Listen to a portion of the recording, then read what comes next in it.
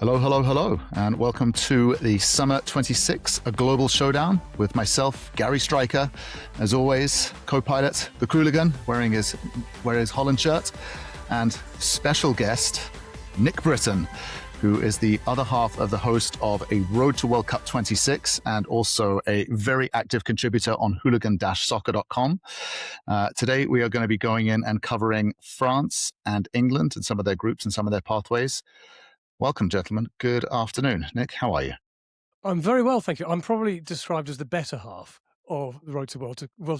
Ken, my co-host, is not here, so I can't speak for him, but I'm sure he would agree. The better half of Road to World Cup 26. I'm very well. I'm very, very excited because we're nearly there, and it's been coming, isn't it? It's been coming for a long, long time. So no, everybody, certainly over here in England, everybody is really gearing up for it. I wish I could say that everybody in the United States felt the same way. Judging from my locale in the United States, which is San Francisco Bay Area, I think there's excitement here. This is a big, soccer / football area of the United States. But yeah, not a lot happening. I mean, in terms of, you don't feel a vibe, you don't feel a hype. But that's, then again, it is down in San Jose, which is pretty far away from where I live. I mean, we're a pretty broadly disparate and diverse area. So who knows? Well, I was in Toronto. I was in Toronto in March. Now, no, it was March and not June. And I was very close to the stadium. I was in the city centre. You would have no clue whatsoever that a World Cup was coming. Nothing. Yeah. Very disappointing. Well, that said, I mean, the hype about it is one thing.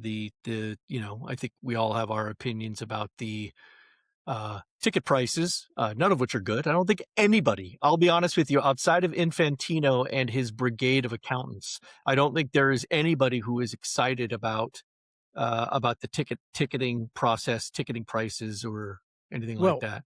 Therein might lie a bit of good news, because of course, and we've discussed this literally every week. There's now a sort of separate ticket section on the Road to World Cup podcast, and we discuss it every week. And what we've noticed in the last 2-3 weeks is that because of the dynamics pricing system they brought in, the price of tickets is falling, and falling fast. And news, in the last couple of days, that FIFA seem to have dumped thousands of tickets on SeatGeek, and they're going for $200 as opposed to $700 or $800 on the official FIFA website. And I expect them still to come down, because there are something in the region of 70,000 tickets still to be sold for this World Cup. Nick, you're not wrong, and I've been across this as well, because I've been sort of like ticket scouting and sort of looking for tickets, and there is a lot of tickets, but they are for the sort of lesser games, right? All of a sudden, I'm seeing a number of messages and a flurry of messages. Hey, I've got an extra couple of tickets if you want. I got this text message yesterday. Okay, so I'm in Austin. There's England, Croatia in Dallas, which I'm obviously looking to go. So I don't have tickets yet. I want to go. Friend of mine texted me. Okay, and this was the exact text, which is crazy. Okay. I've got 2 tickets to England, Croatia, plus we're organizing a bus with a group of us. I can do 2 tickets and a bus ride back and forward to Dallas, $1,590. and then at the end of the text was, it's a good deal, you should jump on it. And I was like, oh my God, yeah. So that's coming. So I think that idea about sort of cheap tickets are definitely, if you want to go and see, Saudi Arabia, Curacao, or whoever's, some of those kind of games, yes, you can get those. But the bigger games, I've been looking at that Brazil-Scotland game in Miami. Those are completely sold out. Colombia, Portugal in Miami sold out. And then France, Senegal, and Brazil, Morocco also pretty sold out.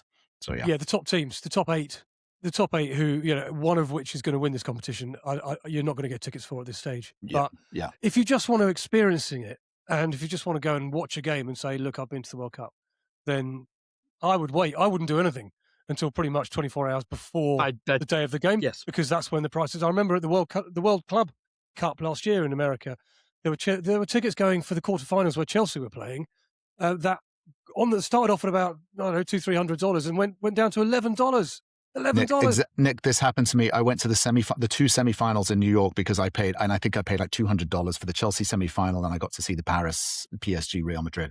I was sitting next to this woman, and she was like, "Oh, so excited! This is my first soccer game. I'm really great." And she said, "And how much did you pay for your tickets?" And I said, "Like $200. Why?" And she said, "Yeah, I paid $18 for mine." I was like, So How it good did you happened. feel? It happened. Yeah. Well, No, I mean, Chelsea yeah. did beat Fluminense, so that kind of softened it a little bit. But yes, so there we go.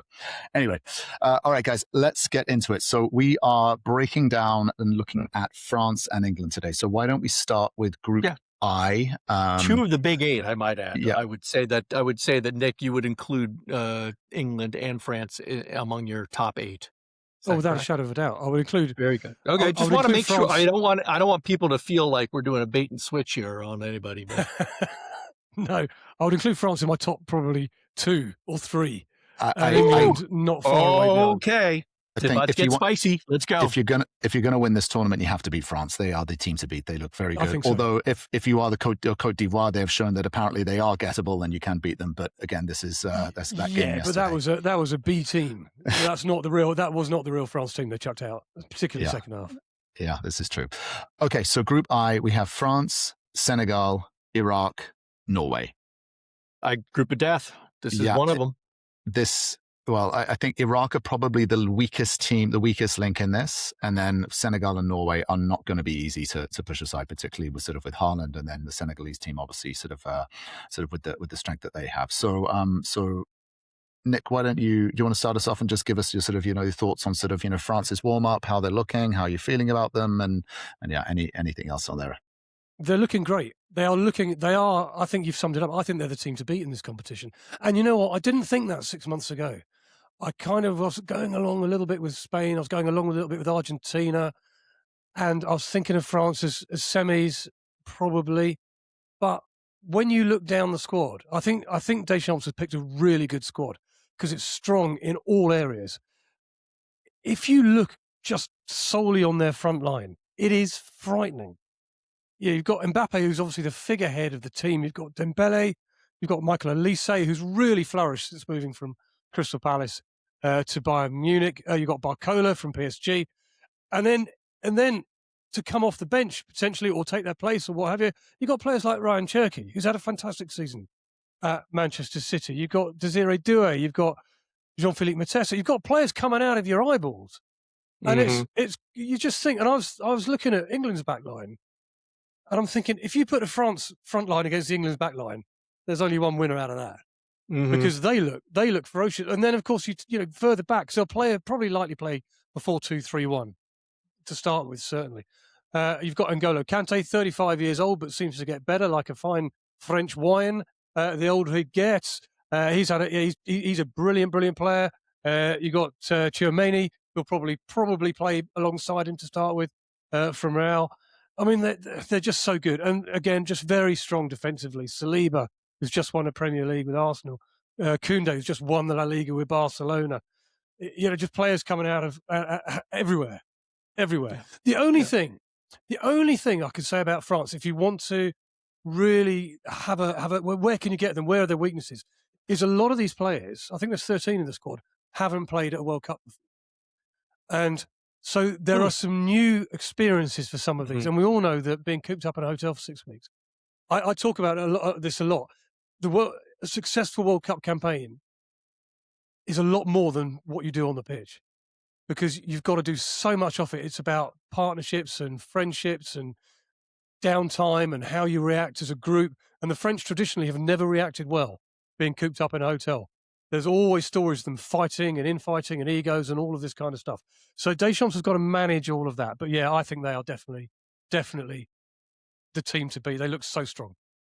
That's a good call out with that, because I'm looking down through their roster, and yeah, you're right. There are quite a few players on this team who are known quantities, but whose number of caps would indicate there's no chance that they could ever have played in a World Cup, right? So yeah, you are correct in that. It is very young in that regard, and somewhat inexperienced. I would also, at the risk of offending many, I'm going to say that there's what I would like to call the Mbappe question, right? And the Mbappe factor, because he seems to be a toxic influence everywhere he goes. And so when you talk about hotel rooms and egos and problems, I immediately see his face and go, that's the guy who's running up and down the halls, knocking on doors and being a general, arse to everybody. But maybe that's just me, being fueled by other folks' perceptions. But well, here's the trade-off. He has suffered a pretty miserable season at Real, as most players have, to be honest. They've not had a great season. He's had injuries. The fans have fallen out. I mean, he was booed. He was booed the other day when he came onto the pitch as a substitute. So he's lost the support, although we all know what football fans are like. Come off the bench, get booed, score a hat-trick, and we love you. That's the nature of the beast. And yes, he's difficult. And yes, you're right. He's caused trouble, and he's one of those characters you look at. But he's the reigning Golden Boot winner from Qatar 2022, where he scored 8 goals. He is arguably the best striker in the world on his day. So you kind of go, you've just got to manage him. You've just got to manage him. And if you can get him firing, if you can get him mentally right, he's unstoppable. He really is. And we saw glimpses of that in the last couple of competitions. Yeah, he is. I think everything you say is absolutely right, Nick. I think, France, the only way France will come undone is if they do it themselves, right? If Deschamps can hold them together. I think the other interesting angle is Didier Deschamps has announced and said this is his last tournament. That's it. He's done, right? So this will be his 3rd World Cup, potentially his 3rd final if they get there. Obviously, he's done 2, plus the Euros as well. So do you think also there's an element of like Deschamps also sort of just, again, he's got something to prove here as well and sort of go out as possibly one of the greatest international managers of all time here because he's got something really to play for. And also, obviously, the rarity of playing and managing and winning. He's one of only 3 managers who's won a World Cup, as a player and a manager. He's got all of that. And I would like to think, although, the French are the French, so you're never quite sure, I'd like to think that the players would buy into that. And actually, it would give not just him extra motivation, but the players extra motivation. I think it should. All right. I mean, clearly, I think we all favor France to take this group, right? So, but they're not the only ones in that equation. Do you think that any of these other 3 teams that they're paired with, do they have any chance whatsoever? Let's just be realistic of even achieving a draw against France. And who do you think that one would be? Well, if you want to go and get something out of a France game, it kind of helps if you've got the most lethal striker on the planet. And it just so happens that Norway have. There you go. You can do anything. If you've got Erling Haaland in your team, anything is possible. Right. They've had an unbelievable qualifying campaign, by the way. I mean, they've scored stacks of goals. They won every game. They've romped through it. And nobody's talking about them. Nobody's thinking about them. But you know what? They could do well. They could really cause a dent or 2 in this competition. So if anybody's capable of getting something out of France, I'd imagine Norway it is. But then equally, Senegal has got very close links to France. It's almost in cultural terms a derby in many ways. It is a derby, 100%. I mean, sure. And Senegal are coming off the back of that very controversial AFCON victory, and I'm never quite sure whether they're still AFCON champions or not. I don't know. It's unclear. Let's just say it was a match. It was something or other. They're a good side. I kind of fancy Norway. I kind of fancy Norway to finish 2nd in the group. I think they've got a good team. They've got good players. Martin Odegaard's a very good player who will drive them, from midfield. You've got, obviously, Haaland. You've got goals, 37 goals in qualifying. They only let 5 in. They're on absolutely rampant form.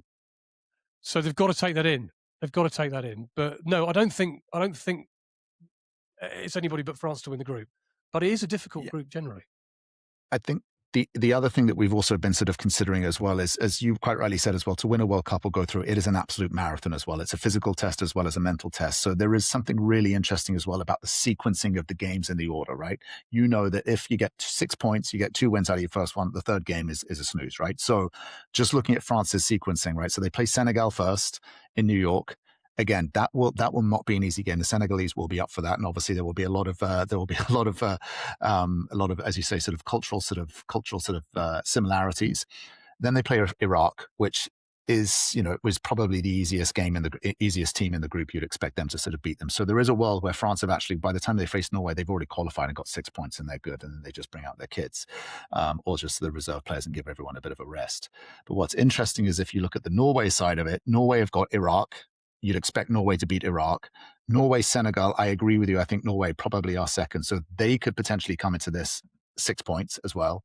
And then you got France and Norway playing each other at the end. So there is an element of like, do they actually go for it? Because also depending on first or second, it also then determines in the brackets and where you can go. And England seems to always have this luck where they get the easy side of the bracket and the easy pathway through. And so I just wonder if there'll be some sort of strategic sort of French sort of gamesmanship here and saying, well, actually maybe if we just draw this and see how it goes, and depending on goal difference as well. First games in World Cups are notoriously difficult to predict, and generally they are treated as must-not-lose games, aren't they? Nobody really goes out in the first game of World Cup to think, right, we're going to go out and smash the opposition for fear of losing. It's really important in your first game to get something out of it. Yeah. That said, and then if you're really getting into the bracketology aspect of it, which it's a little early to be doing that, we'll save that for a later podcast. There's some really interesting developments that come on as to whether or not, if you win your group versus if you come in second. The Group I is one of those groups where the second place team will play the second place team of another group, as opposed to the winners getting to play a third place team from any one of number of groups, depending on how the whole thing slots out. So it really does behoove you to win that group. So yeah. Unless you're England, and I'm going to come to that in just a moment. Okay, yeah, I love it. You've already thought about this. This is fantastic. Before we jump onto England as well, there's one final question I do just want to ask both of you as well. And I agree with you that France is have an embarrassment of riches in terms of talent, particularly all across the whole field, but particularly up front. And just to sort of that game yesterday against Cote d'Ivoire as well, like Doué and Dembele didn't even come on, right? They were, even though I didn't realize that his brother was a right back for Cote d'Ivoire as well, for Ivory Coast as well. So the brothers were playing against each other. I love these stories, like the Boateng brothers as well, who used to do this as well and play against each other. I'm a huge Michael Olise fan. I think he is, if France go through and he performs, there's an argument that he could potentially go and get the Ballon d'Or, just the way he played and just captivated everyone's attention. Do you think, from sort of looking at that, what would be your starting lineup? So assuming you're playing 3 sort of attackers and then 1 striker, if you were Didier Deschamps, what would be your strongest sort of front 4 if you were to line those guys up? Nick, do you want to go first there? Yeah. Okay. So my front 4, I think would be as we kind of discussed just a moment ago.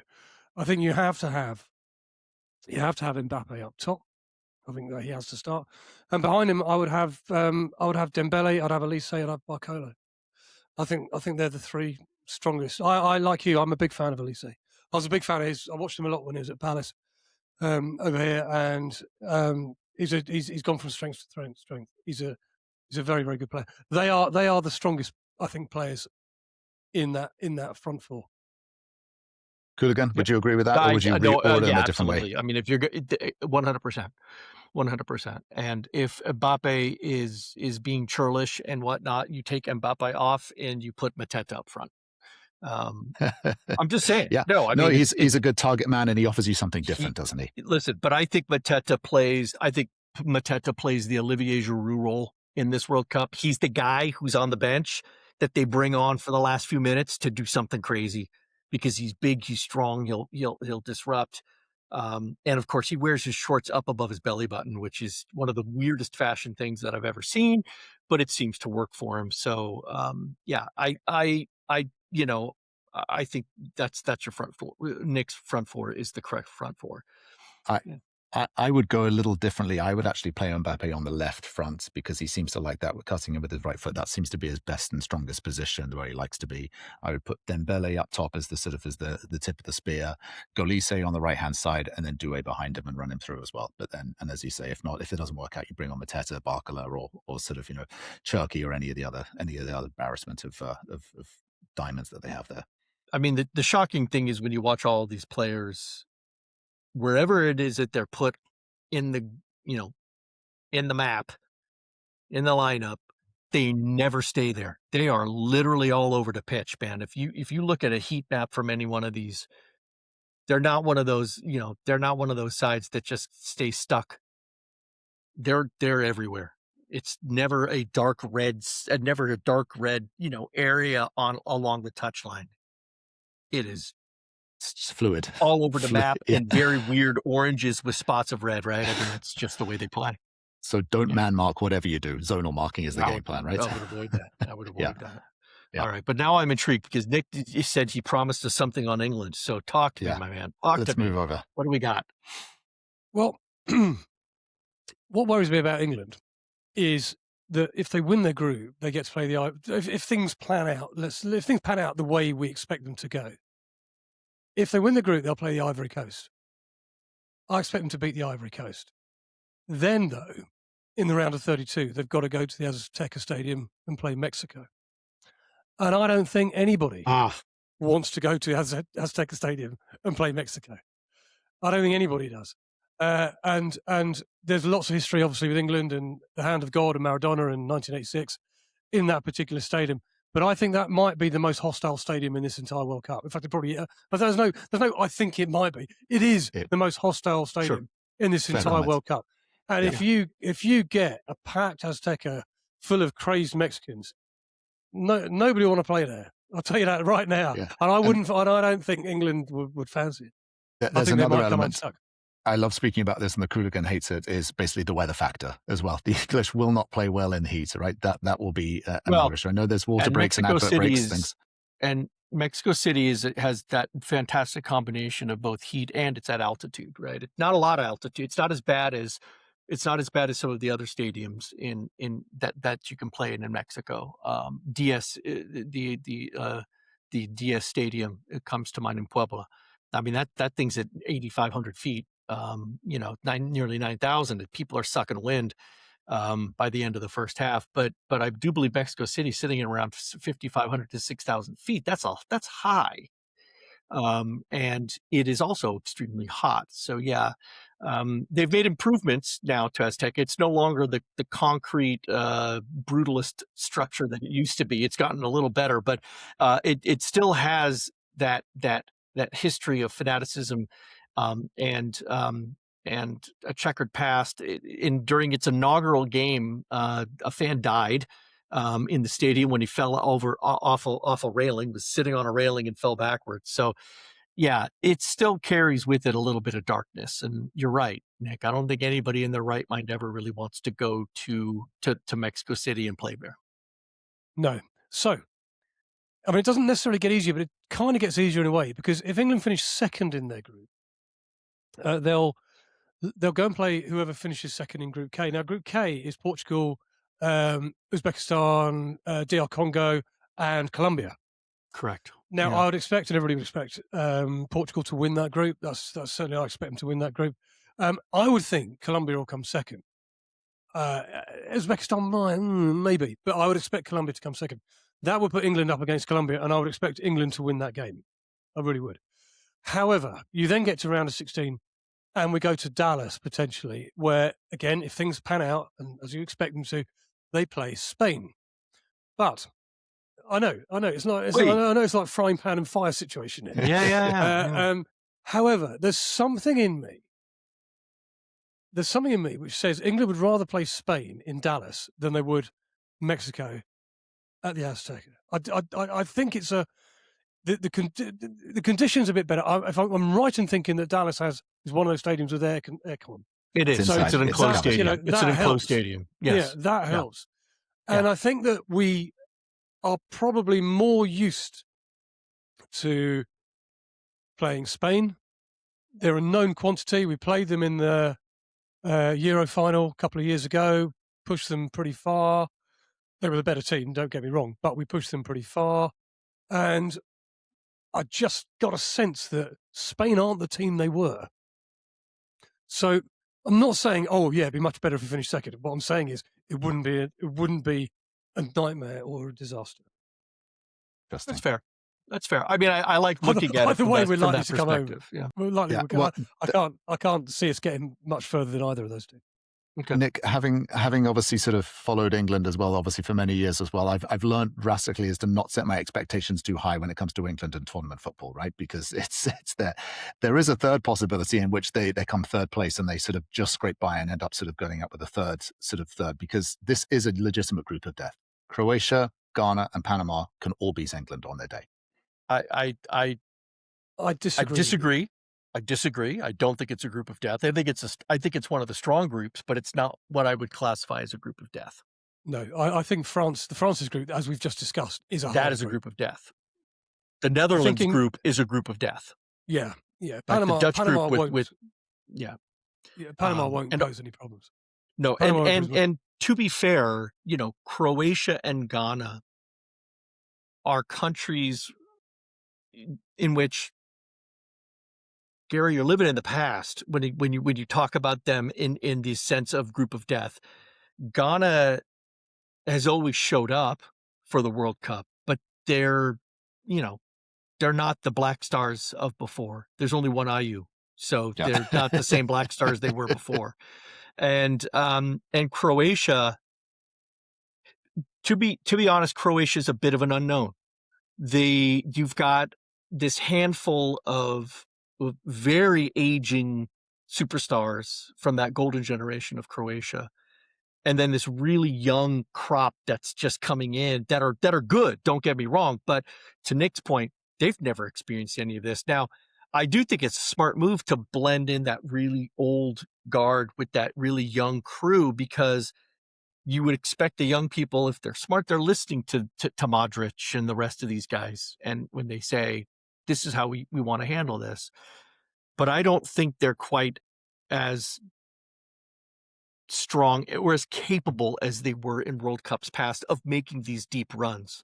I think you're right. I think they're a team in transition, is what they are.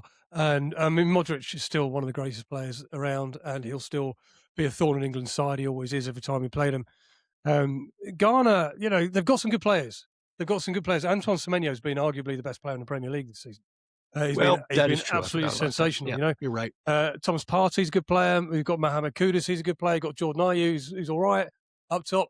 I think if you're looking for a differentiator, actually, with Ghana, I think it's the appointment of Carlos Queiroz as coach. I think that's a sensationally good appointment and elevates them from also-rans in the group to being they might finish second. I don't think they will. I think they'll finish third. But I think Queiroz is a really good manager, and he's got loads of World Cup experience, and he's got good success. He's taken teams far into competition. So it gives them a better opportunity than they had, but I don't see them finishing anything other than third. Okay, interesting. And it's funny, nobody's mentioning Panama. One thing I would like to say about them is they are the oldest team in the World Cup. Their average age is 30 years old. So is that just because they can't find anybody to play? And they have 0 players under that are 24 years or younger. Good stuff. None. They have no youth. But also very interesting is when it comes to quote experienced players, 4 of their players have more than 100 caps, and there is only one other team that has as many experienced players in terms of caps, and that's Croatia, who also have 4 players with over 100 caps. So, yeah, it's a really interesting thing to see. When you look at those types of dynamics, and you're right, Panama don't have a chance. I'm sorry, it's the only question for Panama is how badly will they lose, or how can they be a spoiler by denying goals to another team that needs it. So it's a goal game. Okay, interesting. And then just looking at the it's got England 0, Panama 0 written all over it. It does. There we go. See, there you go, Nick. See, there you go. Getting into the spirit. Yeah, you're used to watching England in tournaments. Looking at the sequencing, though, England-Croatia first game, in a way, I think that's a good sequencing because, you get the hardest one out of the way, right? And so let's just assume there is a disaster. Croatia win 2-0, and obviously sort of England don't get out of the first gear as they have done before. Then, you've got Ghana and Panama just to go and run into and just basically try and smash goals in and get 6 points against them, right? Yes, but I think whoever wins that game, whoever wins that first game, will top the group. Yeah, England, Croatia. I completely agree. Completely agree. Yeah. Nick, what is your take on Thomas Tuchel's squad selection? Because he's made some big calls, and when I say big calls, he's left a lot of big stars and names at home, and I think justifiably. And obviously, being an unashamed Chelsea fan as well, I'm a massive Tuchel fan, and he knows he is an excellent manager. There's no doubt about that, and he's not afraid to make big decisions and piss people off. Do you have any issues or sort of with squad selection that he's done there? Do you think he's left some people at home that he shouldn't have, or how are you thinking about that? The only one really, I think, would be Harry Maguire, the centre half, who's had a good season at Manchester United. He always plays well for England, and we're not. When you look down the back line of England, I think that's our weakest spot, because I think we've got players in there who've had injuries. If you look outside, right, okay, if you take the back four, you're going to have O'Reilly starting at left back. He's been playing in midfield all season for Manchester City. You're going to have Concert and Mark Gay starting at centre half, and you're going to have Reece James at right back, who similarly has been playing in midfield for Chelsea most of the season and has when a lot he's of not injuries. injured, when he's not, yeah, and he's got a lot of injuries. Okay, now what sits behind them? You've got John Stones, who has barely kicked a ball all season. You've got Concha, who's a bit of an unknown quantity from Bayer Leverkusen, and probably the most surprising pick of all. But I'll come to this in just a moment. But the most surprising pick of all is Jed Spence, who couldn't get into a Tottenham team which very, very nearly got relegated to the Championship. So when it first came out, everybody's going, "What? How is this possible?" And obviously, you're then also talking about Cole Palmer, you're talking about Phil Foden, but I've got no issue leaving them out because I've not. I think players like Adam Wharton or even Morgan Gibbs-White could have more of a call to get in the squad than Cole Palmer or Phil Foden, given the seasons they've had. But when you hear Thomas Tuchel's reasoning behind all of this, it all makes sense. He's a brilliant coach. I really like him. I love listening to him. And what he said is two things which really strike me. One is he essentially knew his squad in October. So he wasn't interested in late season form, hence the reason Gibbs-White didn't get in. And everybody was clamouring for him. Wasn't interested. What he was interested in is watching the teams in that international break in sort of September time, seeing the alliances, seeing the partnerships. He made reference to the fact that after one of the games, the substitutes, or those who hadn't even got on, were doing their warm down as if it was the most important thing in the world. And he said, it's that attitude. It's team players. It's not individual talents. It's the team players who matter for me. And I love all that. That idea of culture goes back to what I was saying before. The stuff that goes on off the pitch is so important. And he's obviously giving a lot of credence to that and a lot of credibility. And the other thing which I thought was particularly interesting, and I'll use Jed Spence as an example because it is a good example. He said, look, all right, fine. He hasn't been playing for Tottenham particularly. And Tottenham are terrible. He can play left, he can play right, fine. But he said, look, he's the fastest player in our squad. And from day one, I've wanted him in there for specific situations where we're facing a winger who is rapido. And I'm thinking, yeah, that's why he's England manager, I'm not. Because that's an amazing bit of kind of science and tactics. 4D chess move right there, yeah. Oh, 100%. And then his entire squad is all about that. And you look down all the sort of players and the reasons he's picked him, and you go, oh yeah, I never thought of that. That's amazing. And suddenly you think, oh, this is a really good squad. If he can get them firing and playing the way he wants them to play, high press, high energy, it's going to be difficult in the heat. I'll tell you that right now. I don't know whether it'll work. We'll see.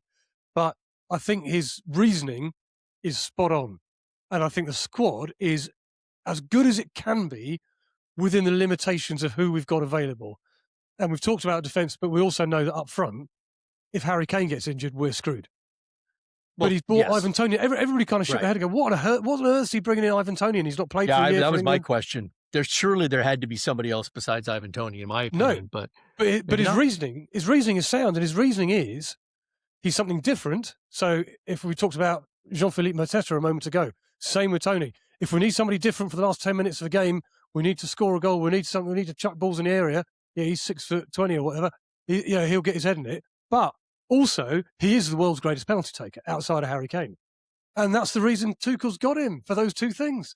And then when you read that, you go, the penalty angle. That's good. Fair enough. Yeah. Have you ever seen him take a penalty? By the way, have you ever seen him take a penalty? Not recently because he plays in Saudi Arabia, and I don't get unless he's changed his style dramatically, but I bet he hasn't. He walks up to the ball, okay, and he doesn't stand still because you're not allowed to under the rules of the game, but he nearly stands still, and then sees what the keeper's doing and kicks it. It's the most extraordinary. I've never seen any other player do it. He doesn't take any kind of run up. He just walks up to it, looks around, bang, and he scores every time. Genius. Yeah. Okay. Oh, there you go. And then the other question, I agree with you that the Wharton, as sort of Palace, he's had an incredible season, and we've been discussing it. Qooligan and I have been discussing it, and he will probably be sort of get a lot of attention from all the big clubs as well. And unfortunately, he's not at the World Cup. But picking Jordan Henderson over him, did he give his reason for Jordan Henderson? Was it an experience play, or was it a team thing, or what was that? Because I don't think he needed to. I think Jordan Henderson's an excellent pick. And I'll tell you why. And Wharton, I think the problem with Wharton is nothing to do with him. It's to do with the fact that he's got Elliot Anderson and Declan Rice in front of him, both of whom have had standout seasons and are very well established in Tuchel's plans. And if you look down the squad, that, referring to what I said a moment ago, the players he picked are well-established players. Other than Toney, there's nobody who's come out of left field. Everybody knew he was going to pick Bellingham. Everybody knew that. Although he's had a bit of a fallout. Everybody knew Bellingham was coming. Toney's the only real surprise. Henderson, he's in there. I think a year ago it probably would have been a bit harder to make the case for Henderson. Other than he's experienced, he's a trusted lieutenant of Tuchel. He's his eyes and his ears around the training camp, around the hotels, around. He's good. He's really good with the players. All the players like and respect him, and you can either take that and go, yeah, fair enough, or you can take it and shake your head and go, no, he should be there on football merit. Well, fast forward a year, he's played 31 out of 38 games for a very, very good Brentford side this season in the Premier League. So the argument on football becomes a bit easier. Mm-hmm. And I think if you need somebody to come on with 20 minutes to go to just tie a game down, or you 1-0 up, it's getting a little bit tired, everybody's getting tired, you need just somebody to just kind of close it all down. He's perfect for it. He's perfect for it. So and it's been a controversial choice, I know, but not in my mind. I think it's been an excellent. I think Henderson's a very, very good pick. Interesting. Sold. Really, really good. Sold me. I'm good. Okay, final question then on England. Then what is, again, Tuchel also likes to do the sort of 4-2-3-1. What would be your front four for England? Your sort of strongest starting sort of front four, and how do you arrange them? Obviously, Kane as the tip of the spear is the number 9, and then who would those three across the back be? Saka on the right. Yep. So you have Kane up top, Saka on the right, Bellingham at 10, or in that sort of position. It's quite funny listening to Tuchel saying essentially he's had to re-educate Jude Bellingham on how to play where he wants him to play. And I think that's probably behind the cause of their fallout, earlier on in the season. And then the left is a little bit open because you've got either Anthony Gordon or Marcus Rashford. So toss a coin. I mean, Gordon's not had a particularly good season at Newcastle. Newcastle haven't had a particularly good season. He's earned a move to Barcelona, so I'd imagine he's on a bit of a high, but he hasn't done much in a black and white shirt this season. Rashford had a good loan spell at Barcelona, but are you ever going to get 70 minutes out of Rashford of high quality? He flits in and out of games a little bit too much. Does he do the hard work? Does he track back? Does he do what Tuchel wants him to do? Or is he one of those game changers? Going back to a moment ago, Tuchel said he's picked every single player in his squad for a very, very specific reason. And that reason might only be 5 minutes in a certain match, given the circumstances. But I wonder, Rashford, is he one of those players who's in the squad for the last 10, 15 minutes of the game, which could be the most important part of the game anyway. So I kind of expect Anthony Gordon to start, to answer your question. Okay. Not Eze. Not Eze on the left. No, I think Eze's definitely a game-changing player. Eze, you want to bring on with. Okay, so you think he's a reserve? He's a reserve. Bring him in. I think so. Okay. Yeah, I think so. All right. Or if you come up a team, if you come up a team that in advance is going to park the bus, then you look around your squad not for somebody you can run in behind, because you're not going to get that space. So that's where Eze can unlock defences. You look for that bit of creativity. So that's where Eze will come into his own. I think he's a great player, Eze. I'm really. I was a bit worried. I was a bit worried he might not make it. I'm so pleased he's made it, because he is a potential game changer, and there aren't that many of them. Well, because I like to call him, he's what I call a box dancer. He's the player that will drive in towards that goal line and then invert out, back out, and then dribble right around the top of the box, causing absolute apoplexy amongst defenses, as everybody's desperately trying to either block the shot, and he either gets the shot off, gets an unusual deflection, or is able to pass it into somebody who's being completely ignored. So yeah, that's good point. And he's shown a little bit something of his game that we didn't think we had this season. I don't know if he showed it that much when he was at Palace, but he scored some goals at Arsenal that are absolute rockets from 18 to 22 yards, somewhere in between there, just outside the area. They are absolute bullets. I didn't know he had that in him, but he has. So a good selection.